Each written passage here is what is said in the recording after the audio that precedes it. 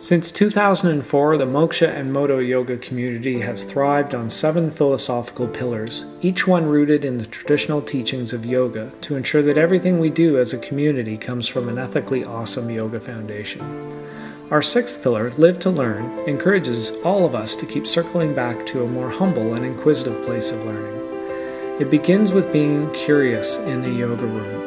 Moksha and Modo teachers are taught to guide students to look at every practice as if it's their first. See, at our teacher training, we speak of yoga practice as being circular instead of linear. We keep looping around to the beginning and starting the path out new so that we can learn a deeper and more wise way of being every time.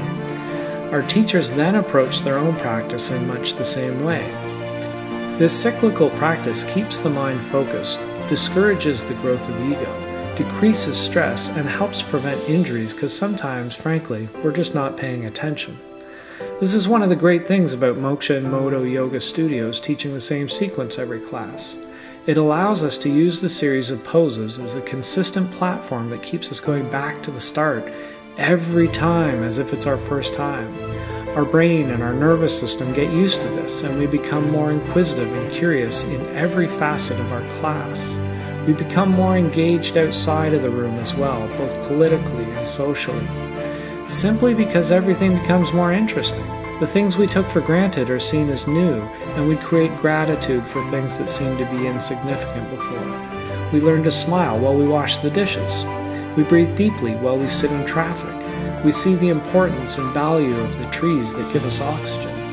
We hear the laughter and the squeals of delight of kids playing. And we hear our breath way more clearly while we practice in the hot room.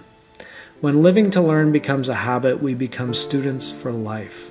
We become students of life. Life becomes exciting and full of learning opportunities. Live to learn makes our practice more alive. Live to learn. It's pillar number 6 of 7. See you soon in a sweaty room.